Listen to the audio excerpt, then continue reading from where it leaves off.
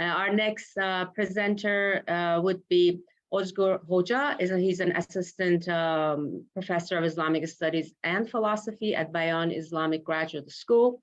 Koca's work focuses on the intersection of Islamic theology, kalam, philosophy, and spirituality in classical and post-classical Islam.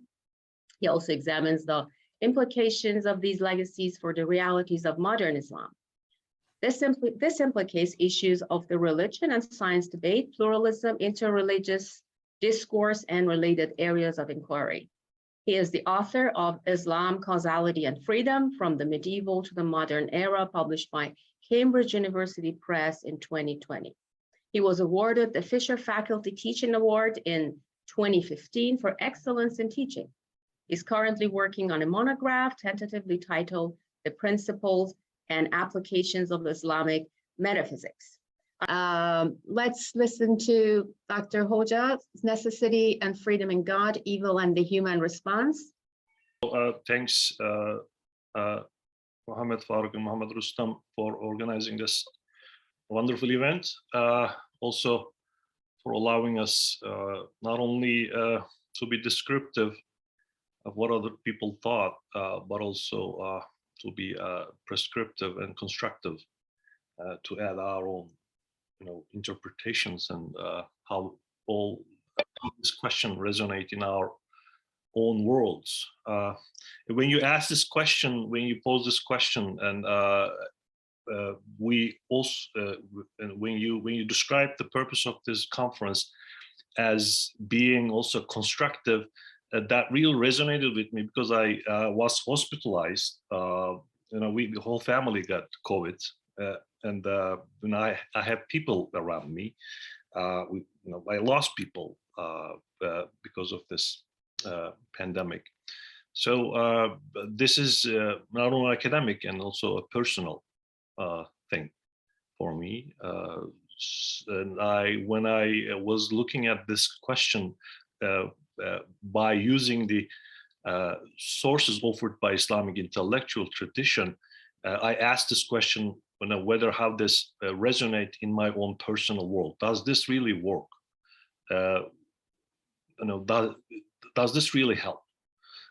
So that's and from that perspective, I tried to approach this question, and I truly think that the sources offered by Islamic intellectual and spiritual tradition do have a relevance in situations like this, and do offer really strong answers, and do really console human soul, and do really satisfy certain aspects of human inquiry. So that is, so thank you. That's all I want to say. Let me go on and share what I understand from particularly Ibn Arabi's answer to this question. The answer, there's a reason that I titled this paper as The Necessity and Freedom in God. Khalil already spoke about the concept of will in God, and how it is different from complete arbitrariness, and how it is understood. So I would like to go into a little bit, in that direction, and how this whole issue is dealt by Ibn Arabi, as I understand it. And then I will go into another direction and how this resonates for me, in my own world. And then, by the way, I'm going to be offering my own interpretive commentary on Ibn Arabi's writing on this issue. So let me start. The necessitarian and volitional view of divine agency. So there are many important theological discussions that took place in the early centuries of Islamic history. Some of these issues, these issues range from causality to morality to human agency to predestination to the nature of divine attributes. There are many discussions that took place in the early centuries. There seems to be in the first few centuries, there seems to be an understanding that the notions of necessity and freedom, they exclude each other. They are not easily reconcilable. And now you can see this very basic and fundamental presumptions on questions like morality. And I'll take or causality. Let me give you a few examples. Morality, for example, we have a lot of Mu'tazili scholars, such as Qadi Abdul Jabbar and others, on the question of moral perfection of the divine, the question of aslah, right? This whether can God choose to be evil or ugly, qabih, whether can God choose to be that. And then to preserve divine justice, right? God necessarily chooses to relate to good. God chooses good. So this approach, as we know, is from the Asharite point of view, undermines the divine will and freedom. In their view, one shouldn't search for a cause or purpose or even wisdom in God's acts. So I'm describing, generally, general attitude. I'm aware of there may be certain exceptions to this, but God is absolutely free, and then does as He wishes. God does as He wishes.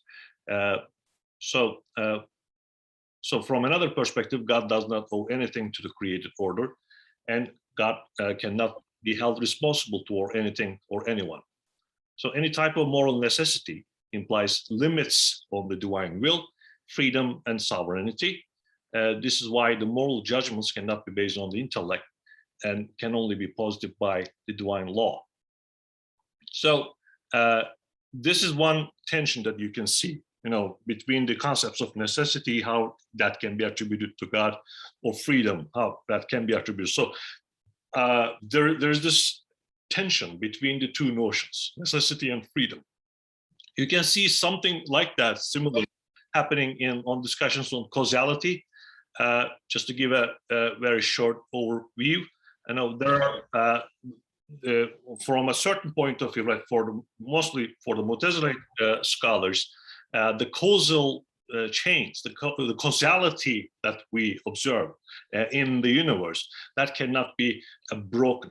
There are therefore there's this concept of nature, tabia, right, is used by many Mu'tazilite theologians.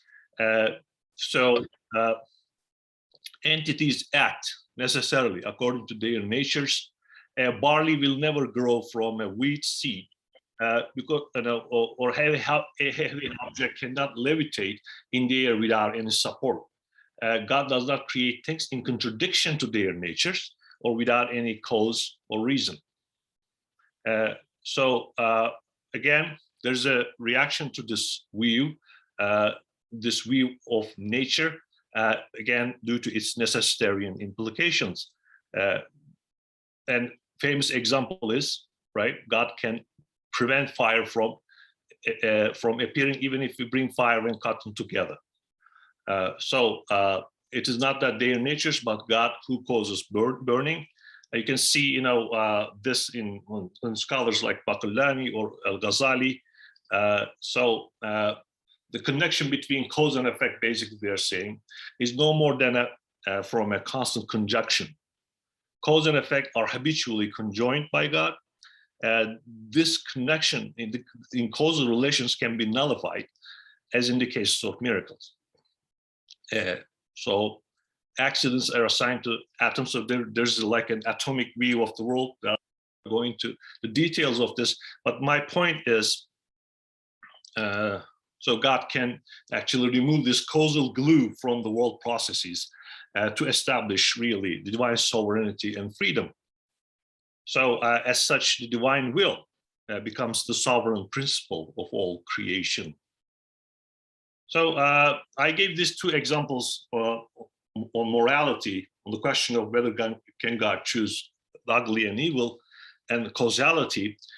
just to show just to argue that there seems to be a consistent tension between these notions of divine freedom and divine necessity. And both in God and in the natural order. So, what does this imply, and why did I start from this? This dichotomy between the divine will and freedom and divine necessity appears to be noticed by scholars like Ibn Sina or Ibn Arabi. There seems to be again a consistent tradition. There seems to be an attempt to reconcile these notions of necessity and freedom. The attempt is usually done within a larger metaphysical framework, and I cannot focus on all the scholars that such as Ibn Sina, how Ibn Sina is doing that, how Ibn Arabi. I'll just focus on Ibn Arabi's writings in this particular presentation, and then say that in fact what Ibn Arabi is doing here is to offer a necessitarian and a volitional understanding of theodicy. And then, but before he does that, he asks two preliminary questions. Why does the world exist? And then, what is the nature of its existence, really? So once you answer these questions, then you can, start answering the question of theodicy. You can locate the question of evil in this larger metaphysical framework. And let us start. Why do I call this a necessitarian plus volitional theodicy? Some of these things here, it's not Ibn Arabi's wording, or these concepts are not used by Ibn Arabi himself alone, but just to make it, I believe, more intelligible in our own context, I'm maybe offering my own reading here. A question of why does the world exist? And it appears that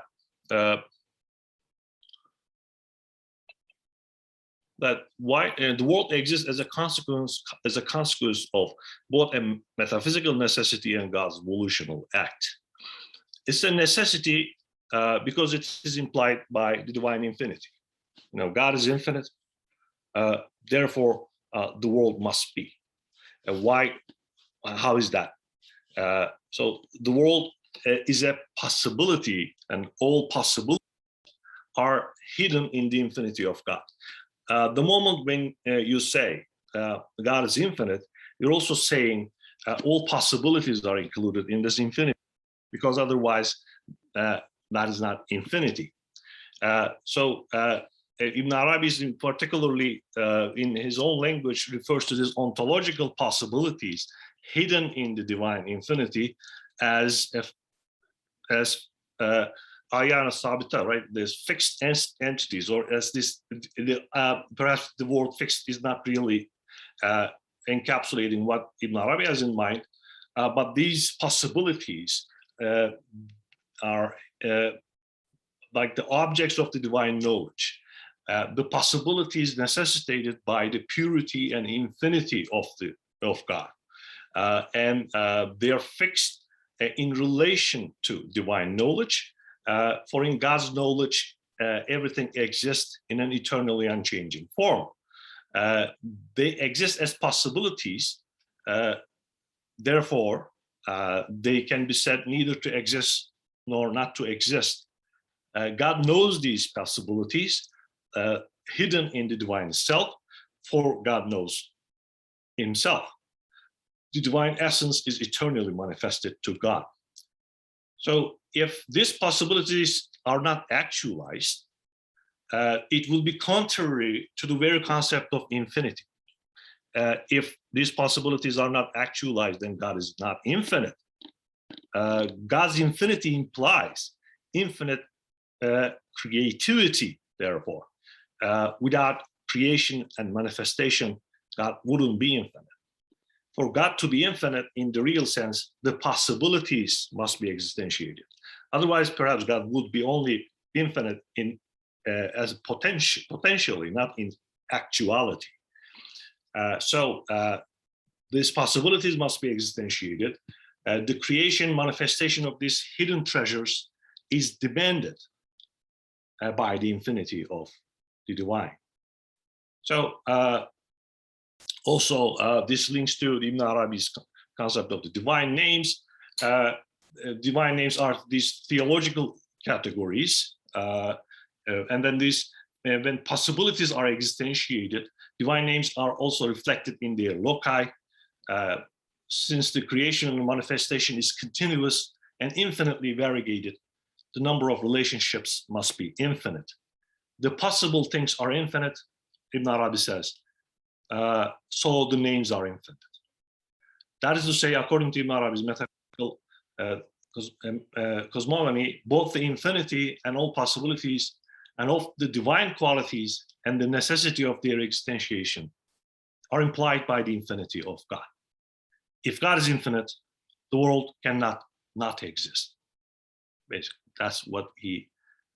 So there's this necessitarian tone here. God is infinite, therefore creation. So that's one place that I believe we can find this necessitarian tone and volitional aspect. I think can be more easily located in the concept of rahma and the concept of compassion. Khalil already indicated this notion of a breath of the all-merciful, the nafas al-Rahman, and then that's however this concept of mercy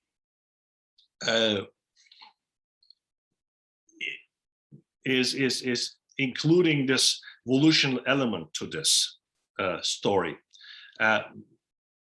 with also that necessitarian tone in the background.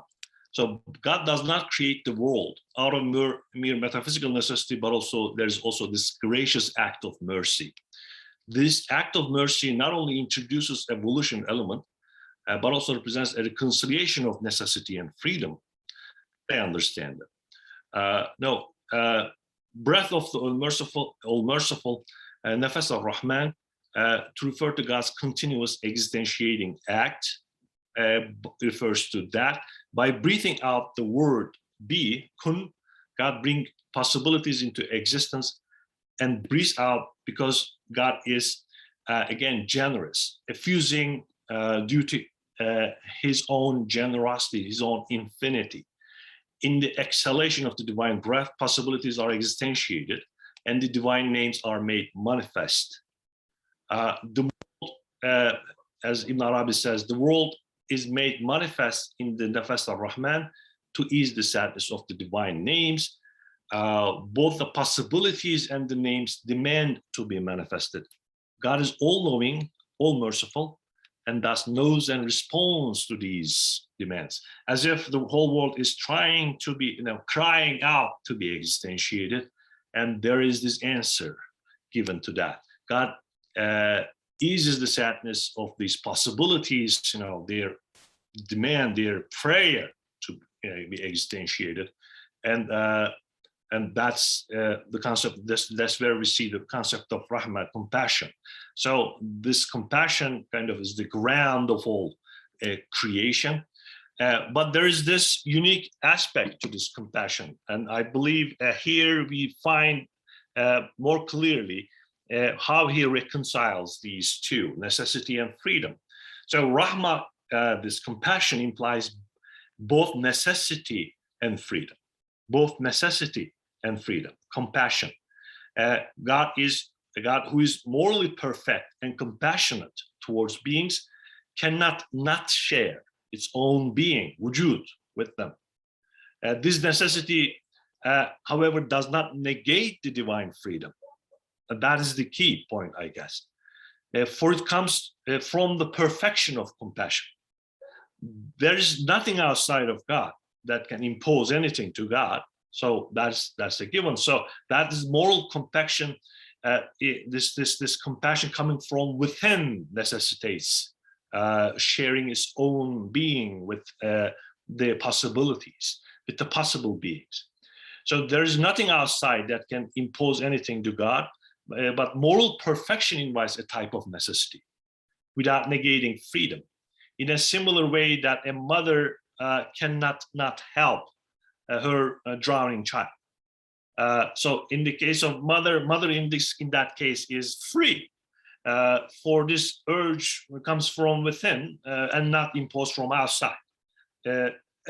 But I mean, there's also a necessity in that behavior, what we can call the perfection of motherhood necessitates an action without negating freedom. Similarly, in God, the divine freedom and necessity appears to be resolved, appears to be reconciled. So necessity and freedom, the togetherness of both.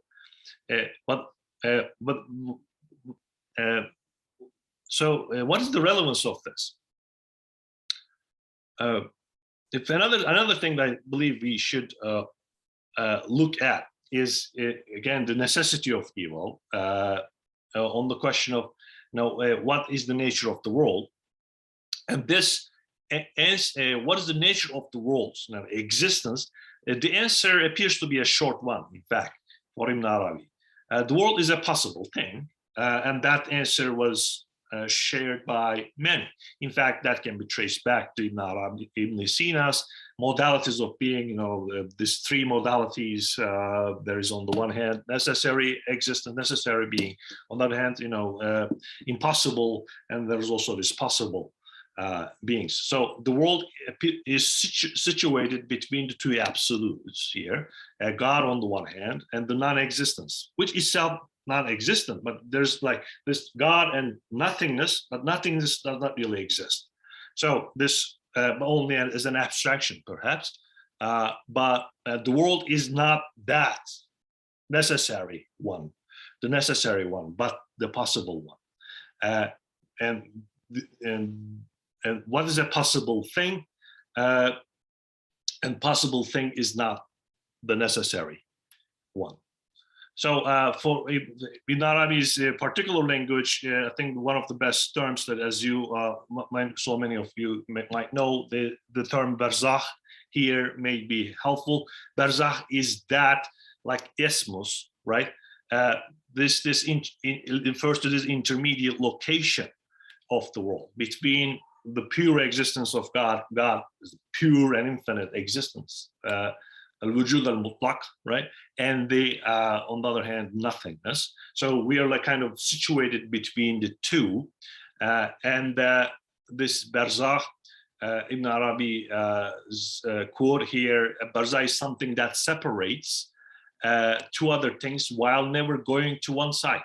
As for example, the line that separates shadow from the sunlight. So barzakh is that thing that separates and unites. That's once, and the cosmos, the world, is located between God and nothingness, is in its totality a barzakh. But everything in the cosmos is also a barzakh between the two subsequent degrees of wujud. So in fact, there's nothing in existence but barzakhs in that sense. So the relevance of this for the question of evil is that the distinction between necessary existence, possible existence, and non-existence allows us to see this whole issue from the perspective of ontology too. So God is sheer good, pure good, for God has pure existence. There's no limit to God's existence, for it exists due to itself. But the world is this shadow, in that shadowy domain of a possibility. Shadow is akin to its source. So there's beauty. But shadow is eroded light. Shadow is less perfect than pure light. That is to say, it is distant from God. God is pure light. Shadow doesn't mean darkness or lack of light. So every particularized, determined, limited form of the real is shadow. So we are mixed light in a way. The world is a mixed light, is a shadow. So for we are not God. God is pure light, pure existence, pure good. We are situated between light and darkness, existence and non-existence. So if you see the whole issue from that perspective, if the world is the possible being, this barzakhi thing, situated between pure existence of God and non-existence, again, evil appears as a necessity. So, because nothing can be like the pure. So the very term, that creation, manifestation, implies an otherness. The moment God creates, God's give existence to anything else. That means a differentiation. Manifestation means gairiya, otherness. So if God is metaphysically the pure good, whatever after that, whatever other from that will be shadowy, will have certain imperfections. So imperfection is necessitated by the very act of creation. So you cannot say creation and perfection. I mean, creation implies imperfection, necessitates it. So whatever other than God is not purely perfect. So imperfection is necessary consequence of the very act of creation, bestowal of vujud. So it's a logical impossibility not to have. So there is that necessity in that too, in here too, that we can see. So to say that there should be no imperfection is to say that there should be no creation. Creation means differentiation from the divine essence. The differentiation implies otherness. And to say creation, manifestation, or existentiation is to say otherness, and thus inevitable imperfection. So this explains why evil is an ontological necessity. So there are also things that he says, what is then, or the evil is not a created. Evil is not a created thing. Its roots cannot be found. Its roots cannot be found in the divine, because divine God is pure perfection. From sheer good comes only good, but the world is a possible being, existentiated due to God's mercy, and evil necessarily emerges as an accidental property, as a consequence of creation and manifestation. So again, I mean, a possible being cannot be like the necessary being, God. This would be a logical contradiction. I'm repeating myself, but let's, this is an important point. So there's that necessity element in it, also volitional element. So what it brings the two together, and what does this, how does this view of evil resonate for me in our particular context, 21st century here and now? But before before I share that, perhaps I should just give you a very short summary of what I just said. On the one hand, I focused on the notion of infinity. So to say the infinite is to say all possibilities, and it is this infinite nature. God's divine infinity and purity includes all possibilities hidden in it, because to say the divine infinity and divine purity is to say all possibilities already, and these infinity implies that other things other than God must exist, and the merciful breath, God's mercy and compassion, answers the demands of these infinite possibilities hidden in itself. And that therefore creation is a metaphysical necessity. But when you say this creation is a metaphysical necessity, imperfection will be a metaphysical necessity too, because whatever is created will be other than God. and God is only the sheer perfection, and imperfection is necessitated in the very act of creation and manifestation. And that the notion of rahma, mercy, brings the notion of necessity and freedom very beautifully together, in my view, because a perfect compassion has the notion, if it is a perfect compassion, invites a certain necessity. In fact, the moral perfection comes with the notion of necessity without negating freedom. If that necessity is coming from within, from the very essence of one's self, that is like in conformity with one's own self. That is the very definition of freedom. So this is not a rejection of divine freedom, but perhaps divine arbitrariness. It is not, when we say necessity, it is not really negating divine freedom, but perhaps it is negating divine arbitrary. Divine is not an arbitrary monarch here, but acts with a type of necessity freely and necessarily because of its own very perfection. So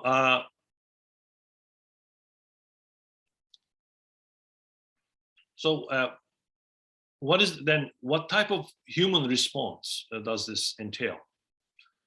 Let me say a few words about how does this resonate in my own personal world.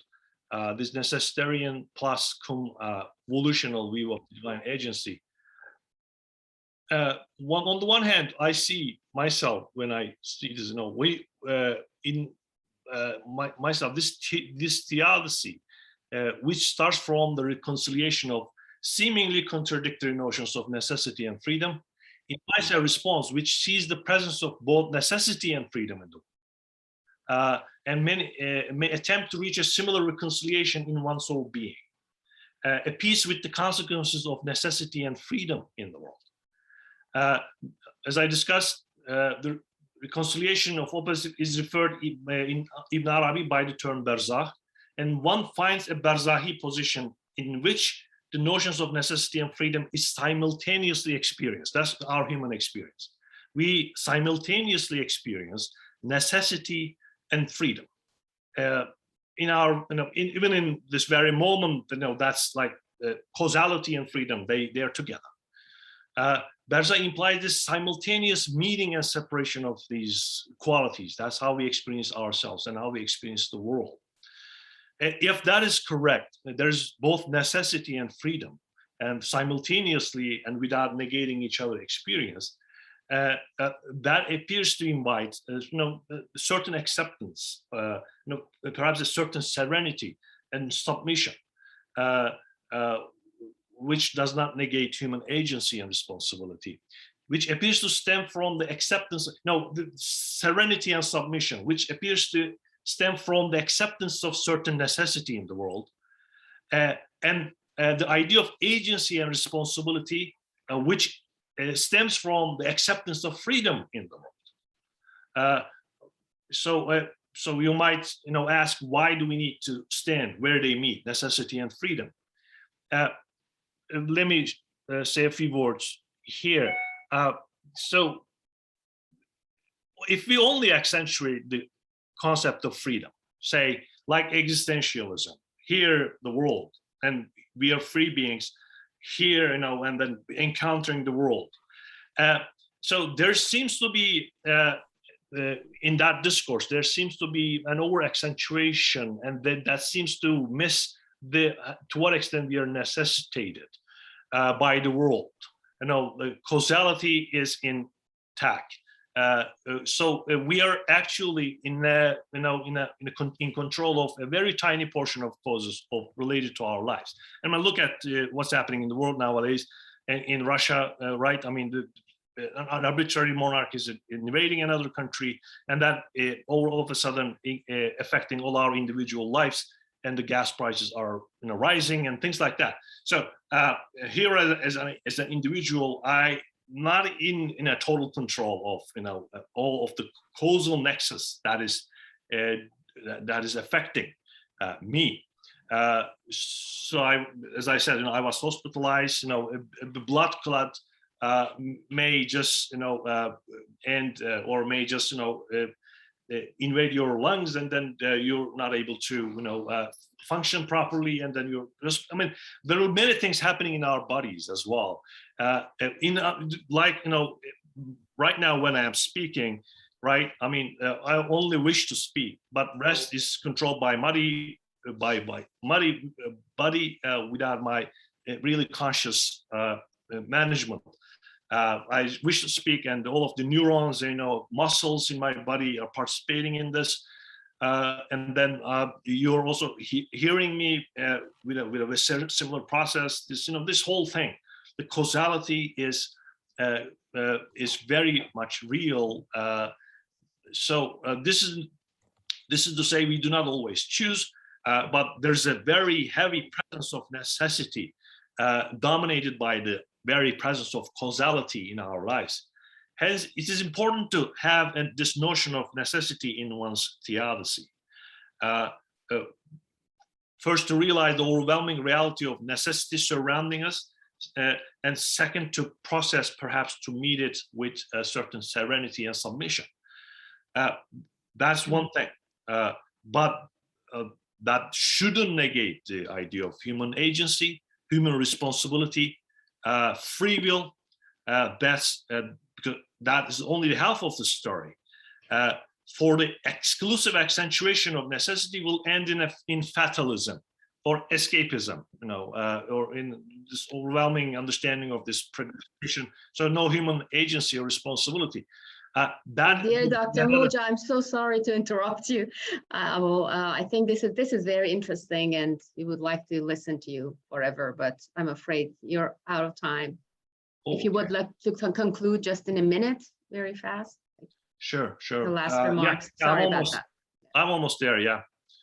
So just 1 minute should suffice. So that is, on the one hand, necessity, on the other hand, freedom. That's where we find ourselves, and hence,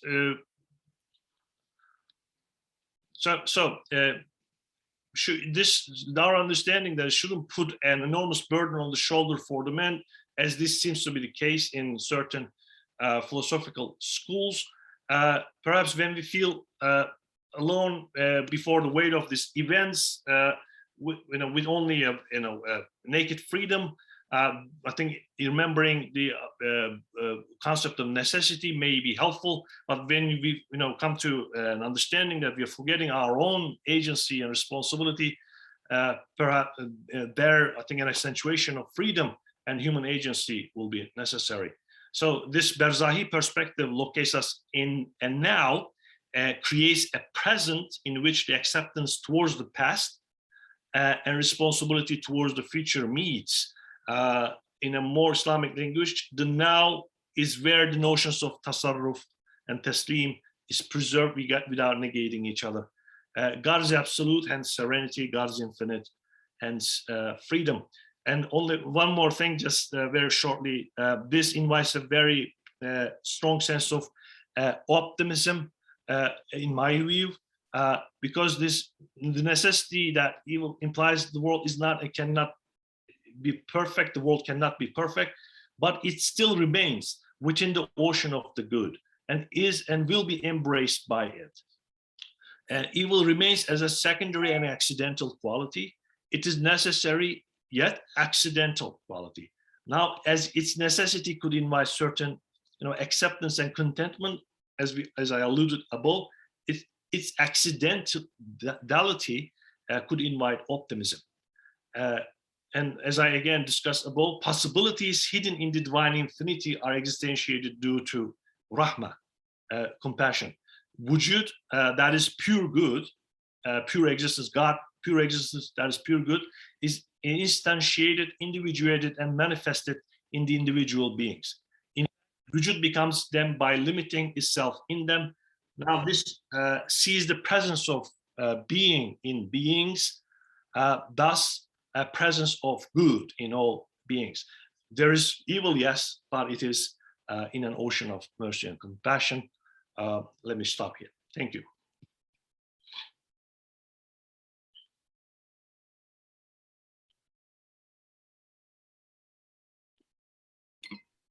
Thank you for unmuting me. Thank you so much. Let me go on with the questions. Here you have a question from, so light is perceived or received by a receptive container or material like the eye. Can we say that shadow, though distant and imperfect, is still purely, more possibly and functionally receptive to light, like the pupil of the eye? Please be very brief. I think I didn't understand the question. It's just, can we compare the shadow, the relation between shadow and light to the pupil of the eye with respect to light? That's receptivity to light. Do you agree with this analogy? I have to think about it. Okay. All right. So the next question is causality equals determinism. It means no free will. Which scholar can explain this? No one has succeeded to this day. So I don't think this is a question, more of a comment. And well, we have, okay, which scholar can explain the origin of free will and possibility, even of free thought?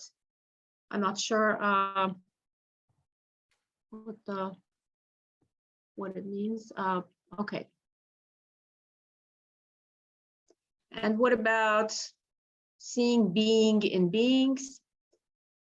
Can you talk more about seeing being, the one being in beings? Yeah. So according to Ibn Arabi, and not only in him, but I mean, you can see this as like a consistent theme in Islamic metaphysical discussions. God is a pure being, and then there are possibilities hidden in it. You can call them as Ibn Arabi does, ayan as-sabita, or ma'lumat, or mimkinat, possibilities or knowns. So there are these possibilities which are not, but they exist only as possibilities. And when God shares His own existence with them, with these essences, also that word is used, like mahiyas. This, when God shares His own self with them, they are being existentiated. So everything you see around yourself is the divine, is God's instantiations, is God's manifestations, individuations. As if God delimiting itself in these possibilities by sharing itself with them. In that sense, you see the divine in all beings. Perhaps a good example that I can use here. I mean, think about the pure light and the colors, right? I mean, this light is embracing all of us. There's like white light, colorless light, and filling this room, right? And then, but it is not seen in itself. The only way that you can see it is that when there are objects around it, right? You start seeing the colors. And what is a color? A color is, in fact, is not distant from the pure colorless light. That object absorbs certain light waves and reflects certain others. And in accordance with what it reflects, you see that object as red or blue or yellow. So a color is colorless light delimiting objects. Or what you say as color is delimited colorless light. And there's something like that. Or you can think about, ocean and wave. Kind of you see, when you look at, an ocean's surface, and you only see the waves, but I mean, it's important to see the ocean too, because ocean is not really separated from the waves. It is something like that. The ground of all being is in all beings, not only as a particularity, but also as itself, as a totality. So so there's an infinite distance between the existence of a speck of dust and its non-existence, and it is like the divine existence bestowing itself to any objects, anything, hence being present in it. So that is something like that. So the presence of being in beings, the presence of God in all beings. Thank you so much. So we are out of time, and I would like to offer the floor to our next presenter. Thank you so much, Dr. Koca, and I thank all the participants for their questions.